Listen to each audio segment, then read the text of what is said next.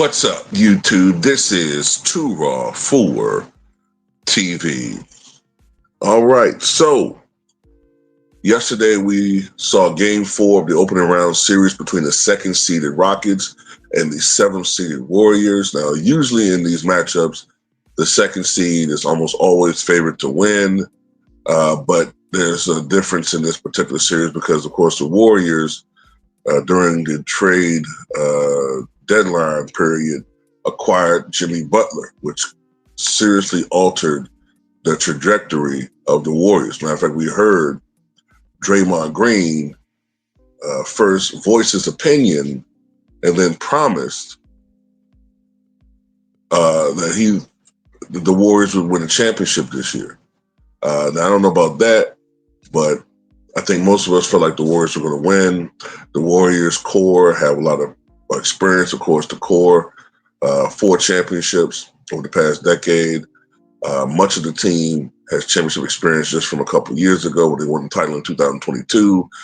The Rockets are a very good team, up-and-coming squad, but you can just get a sense that they're just not there yet as far as being a championship contending team, and that they're probably missing a couple of pieces.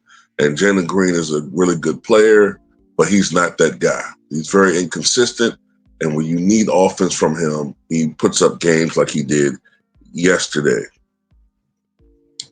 The Rockets were not able to come away with a victory, and they lost 109-106 to the Warriors. For the Warriors, Buddy Hield, who struggled with his shot, and from what I could tell, has kind of been inconsistent since his great start earlier this year.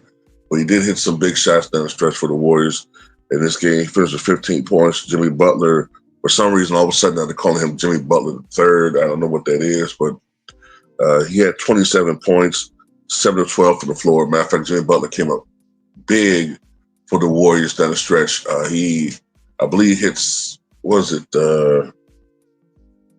3 key free throws with a minute remaining, got a big rebound down the stretch, and then hit some key free throws down the stretch again. So Jimmy Butler was the best player on the floor, along with Sengun for the Rockets. Draymond Green, another useless triple single, 6 points, 8 rebounds, 2 assists. Brendan Podziemski, 26 points, connected on 6 of 11 from downtown. Steph Curry with for him, pedestrian 17 points. And Quentin Post had 13 points.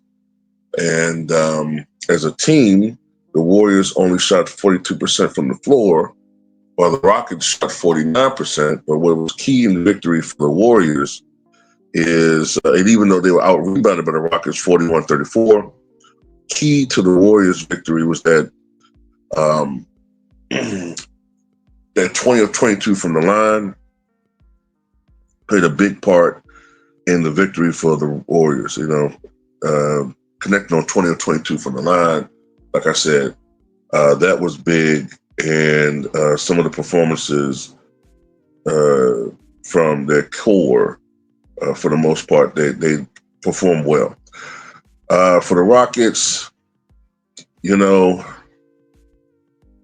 outside of Sengun, who had 31 points and 10 rebounds, and Fred VanVleet, who finally had a great shooting night, 25 points, connected on 8 of 12 from three-point range.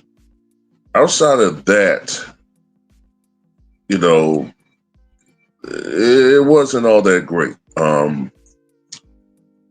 What's his name? The guy that they got now, I think he's a rookie, Amon Thompson. I think he had 17 points and 9 rebounds. But Jalen Green, 8 points, man. 8 points. And that's, I think, the second game in a row where he was in single digits in scoring, and that's just not going to do it, man. He's too inconsistent.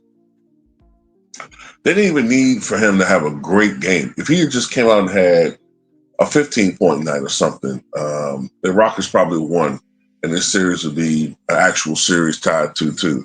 But to score 8 points after scoring just, 7 points the game before previously, can't do that, man. 15 points in 2 games, just not That's just not hitting it, man.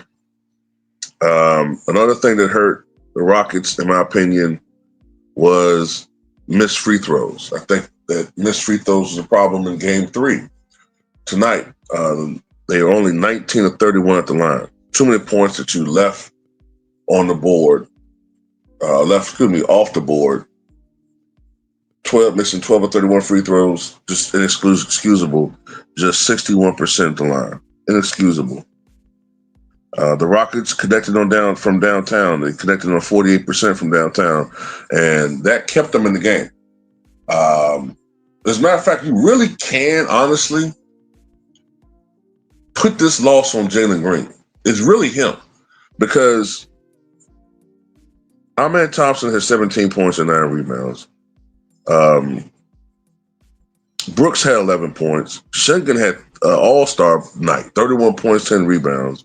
Fred VanVleet had 25 points, 8 of 12. The missing link is Jalen Green. It's him. You know, I was kind of looking at it like, well, maybe it was no, it's him. The team shot 49% from the floor, 48% from three-point range. Now, they did miss a lot of free throws, so that hurt, but it's really Jalen Green, man. And, you know, that's pretty much what a lot of people have been saying. Ticket have been saying it too. And you can see it. Like, Jalen Green's a good player, man. He had a great season, 21 points a game. But they got to upgrade. They got to upgrade, man. Either get a KD or get somebody else, you know, honestly, I might have to make just a trade for Jalen Green for somebody else. I don't know who you can get straight up. I don't know the money aspect of it, but they got to upgrade from Jalen Green. That's all I know. They definitely need to upgrade because they're not going to be a championship team with him. To me, Jalen Green is like, to me, at the very best, a secondary guy on a championship team, maybe even a third guy. But that's just my opinion. Some of you guys think.